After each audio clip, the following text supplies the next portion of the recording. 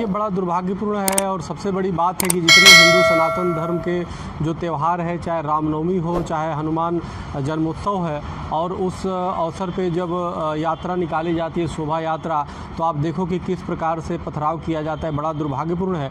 जबकि आप ये देख सकते हो कि कितने बचपन से आप देखते हो कि कैसे तजिया का जुलूस या मुहर्रम के जुलूस निकलते हैं, लेकिन उसमें कहीं भी आप नहीं देखोगे कि हिंदू समाज ने कभी भी अपने मंदिर और मठों से कभी पत्थर मारने का काम किया हो। वो चूँकि हिंदू सनातन धर्म को सिखाया जाता है कि हम वसुधैव कुटुंबकम को मानने वाले, हम पूरा विश्व को परिवार मानते हैं, तो सवाल ही नहीं पैदा होता है कि किसी को पत्थर मारे। लेकिन उनके यहाँ से बड़ी कुछ जिहादी मानसिकता ऐसे हो गए, कट्टरपंथी, सबको हम नहीं कह रहे कि जो जानबूझ करके जो किसी भी तरीके से ये नहीं चाहता है कि देश में सद्भावना हो। और आप देखो कि अल्पसंख्यक ही बहुसंख्यक को परेशान कर रहा है। आप हमारे कोई त्यौहार नहीं मना सकते। आप देखो, होली आता है तो होली में किस प्रकार से कि पानी नुकसान होता है, इस तरह की अफवाह उड़ाया जाता है। एक दूसरे को आप रंग नहीं लगा सकते। कहा जाता है मुस्लिम एरिया में जहाँ होता है वहाँ पे दंगे की स्थिति हो जाती है, कितने वो हो जाता है। दीपावली में आप देखो, उस पर नज़र लगा करके पटाखे तो प्रतिबंध कर ही दिया सुप्रीम कोर्ट ने, और जो त्यौहार था कि मनाते तो लोग खुशी से। और अब आया रामनवमी और जो मूल हमारा हनुमान जयंती, उस पर भी ग्रहण, तो कहीं ना कहीं ये जिहादी सोच का परिणाम है। हम तो विश्व वसुधैव की कुटुंबकम की भाव रखते हैं और उनके अंदर वो होता है कि ये सब काफिर है। तो जब तक काफिर की भावना होगी उसके अंदर, हमें दुश्मन समझेंगे, तब तक वो ईंटा पत्थर चलती रहेगा। असुद्दीन ओवैसी, देखिए असुद्दीन ओवैसी स्वतः और स्वयं में एक तो सांसद हैं, लेकिन फिर भी वो हमेशा हिंदू सनातन धर्म के खिलाफ बोलते रहते हैं। हिंदुओं को चैलेंज करने का काम वो करते रहते हैं। आपको याद होगा अभी चुनाव जो हो रहा था, उत्तर प्रदेश चुनाव, उसके 4 राज्यों में, उस समय उन्होंने बयान दिया था अगर योगी और मोदी जिस दिन हट जाएंगे उस समय हिंदुओं को कौन बचाएगा, हिंदुओं का क्या हाल होगा। तो इस तरह की कहीं ना कहीं वो सिर्फ मुस्लिम वोटों का ध्रुवीकरण करने के लिए इस तरह के बयानबाजी करते रहते हैं और देश के माहौल ख़राब करते हैं और मुस्लिम वोट का ध्रुवीकरण करते हैं। तो मैं घोर निंदा करता हूँ इस तरह के बयानों का उनके, और जिन लोगों जिहादियों ने किया है उसके खिलाफ मैं चाहता हूँ कि सरकार कठोर से कठोर कार्रवाई करे। लेकिन मौलाना जी ने तो ये कहा है कि हमारे मस्जिद में जो है झंडे लगाने की कोशिश की गई थी, उसी का कहीं ना कहीं बचाव के लिए हम लोग नहीं, मौलाना साहब जो भी बोल रहे हैं, अगर मान लीजिए झंडा लगाने गया भगवा ध्वज, तो उसमें बुरा क्या है? भगवा तो तिरंगा के ऊपर सबसे है, तिरंगा में सबसे ऊपर भगवा रंग है। अगर कोई ध्वज लगाने जाता है तो उसमें तुम्हें आपत्ति क्यों हो गई? कि इसका मतलब आप देश में नहीं रह रहे हो, इसका मतलब आप बहुसंख्यक से अत्याचार कर रहे हो। अगर मेरे पास आओ ना, हमारा मंदिर है, कोई अगर जो आ रहा है और अगर जाता है, कहता है अल्लाह अकबर, कहता है, कहता है झंडा लगा दो, मैं प्रेम से कहूँगा हाँ लगा लो, तुम्हें 2 मिनट के लिए अगर शांति मिलती है तो लगा लो, कोई बात नहीं। उसमें क्या, इसका मतलब ये थोड़े कि तुम्हारे त्यौहार है, हमारे त्यौहार है तो तुम ईंटा पत्थर मारोगे।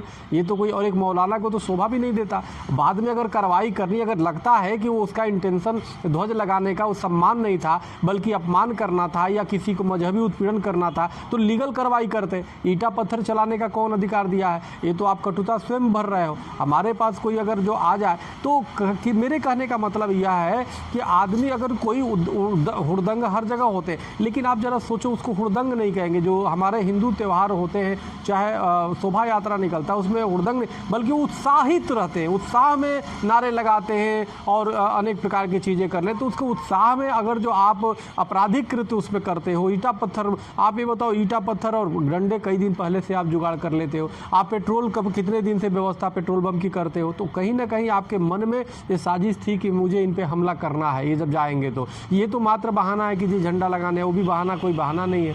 हमारे पास कोई आ रहा है कि जी उसका ताजिया है कि जी हमें ताजिया यहाँ पे रखेंगे, तो क्या हिंदू कहेगा कि नहीं मत रखो? उसके लिए ईंटा पत्थर गोली चला देगा, बम मार देगा। तो और हिंदू क्षेत्रों से, मंदिरों के सामने से ताजिया निकलता है मुहर्रम का, तो कोई थोड़े ईंटा पत्थर मारता है। आज तक के इतिहास में देख लो, किसी मंदिर मठ से ताजिया या मुहर्रम के जुलूस पे क्या ईंटा पत्थर चला है? कभी नहीं चलाता हिंदू।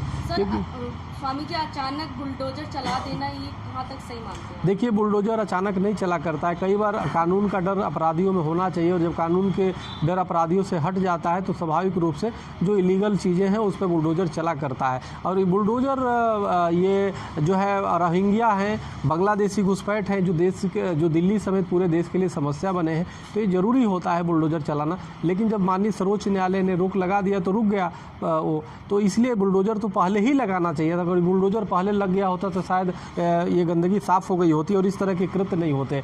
आज हिंदुओं पे ईंटा पत्थर, आज देखो कि हिंदू ही पीड़ित है सबसे बड़ी, और उन्हीं पे प्रश्न उठाया जा रहा है बार बार, तो ये बड़ा दुर्भाग्यपूर्ण है। अखिल भारतीय हिंदू महासभा की आपने अपने उद्बोधन और वक्तव्यों में स्पष्ट तौर पर कहा है कि इसके लाखों कार्यकर्ता है, करोड़ों हमारी संख्या है।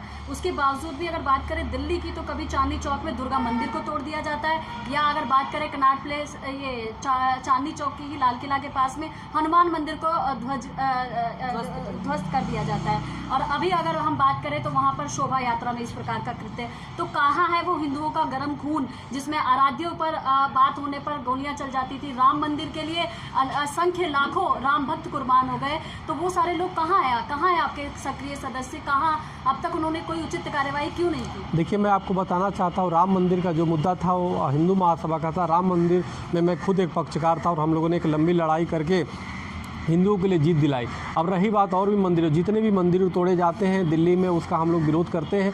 और अगर जो कोई अवैध भी होता है तो उसके लिए भी वो आदमी हिंदू महासभा हमेशा से प्रधानमंत्री से लेकर और सरकार तक से हम बात करते हैं। लेकिन सवाल इस बात का कि कहीं ना कहीं देखो इस बहुसंख्यक समाज का उत्पीड़न होता है। आप एक मजार तोड़ने जाओ, निर्वाचन आयोग के सामने मजार है, संसद के पास मजार है, सुप्रीम कोर्ट में मजार है, दिल्ली हाई कोर्ट में मजार है, लेकिन उस पर कोई सरकारें कार्रवाई नहीं करती, एजेंसियाँ कार्रवाई नहीं करती, लेकिन मंदिर पर जरूर कर देती है। आप देखो कि बांग्लादेशी और रोहिंग्या पे बुलडोजर चल रहा है या लोगों के पेट में दर्द हो रहे हैं, अनेक राजनीतिक पार्टियों के पेट में दर्द हो रहे हैं। इस भारत की मिट्टी से जन्मे हुए लोग, इस भारत की रोटी खाने वाले लोग, और रोहिंग्या और बांग्लादेशी घुसपैठियों पे जब चल रहा है अपराधियों पे बुलडोजर, तो उनको पेट में दर्द हो रही है। बड़ा दुर्भाग्यपूर्ण है। ये दर्शाता है कि हमारे देश में अभी भी जयचंद है।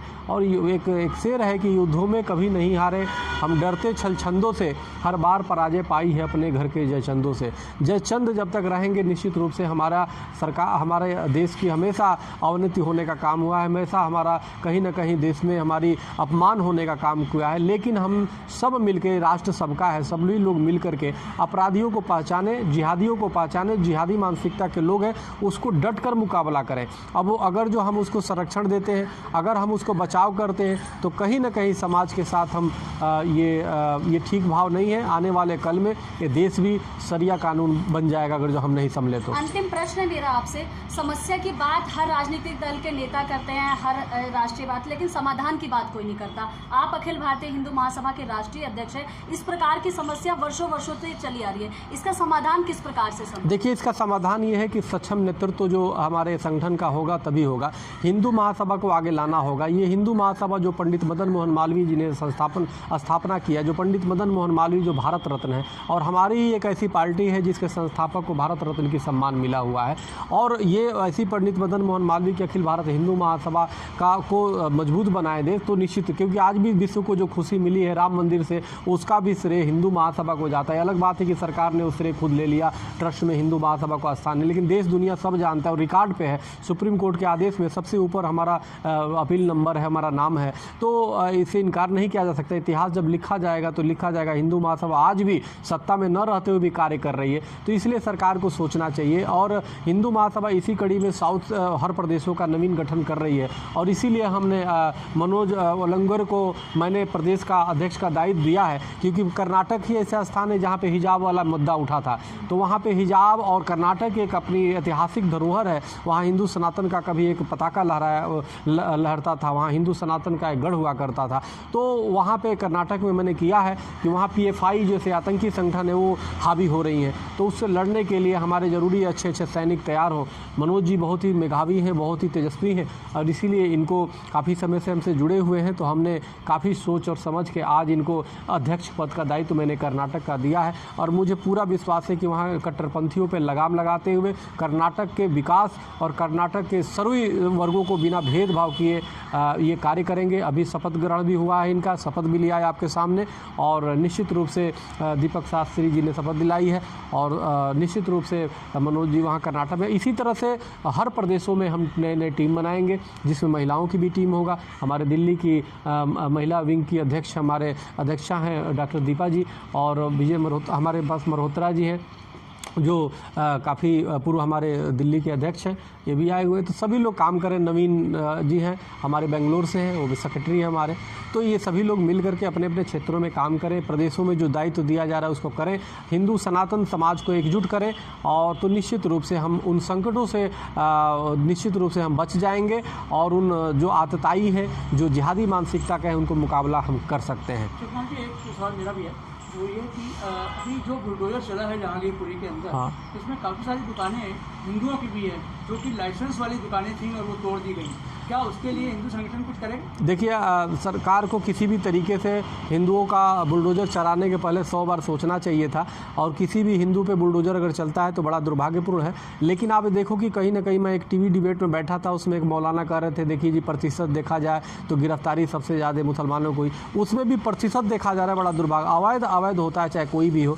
तो इसलिए हमारा ये मानना है, सरकार कम से कम, हिंदू समाज ने पूरी प्रचंड बहुमत से समर्थन दिया है, इसलिए हिंदू समाज को किसी भी तरीके से परेशान न किया जाए, और किसी को भी न किया जाए। हम सबके लिए भी बात करते हैं, लेकिन हिंदू महासभा का अध्यक्ष होने के नाते मैं चाहता हूं हिंदू समाज पे कहीं भी अन्याय होगा, अखिल भारत हिंदू महासभा की टीम उनके साथ खड़ी होगी, उनके न्याय दिलाने के लिए खड़ी होगी। स्वामी जी, दुर्भाग्य की बात यह है कि जहाँ देश और दुनिया के सभी हिंदू योगी और मोदी पर नाच कर रहे हैं, और उन्हीं के शासन में आज भी हिंदू पीटे जा रहे हो, तो हिंदू महासभा क्या पाल करेगी? देखिए, अब अगर जो उन्हीं के राज्य में ऐसा हो रहा है तो बड़ा दुर्भाग्यपूर्ण है, और ऐसा नहीं होना चाहिए। अगर जो कुछ होता है तो हिंदू महासभा हमेशा आपके साथ खड़ी है, उन पीड़ित के साथ खड़ी है, उनके आवाज़ को बुलंद करने के लिए खड़ी है। लेकिन सरकार के आवश्यकता पड़ेगी तो सरकार के खिलाफ खड़ी है, लेकिन न्याय के लिए हम हमेशा लड़ते रहेंगे।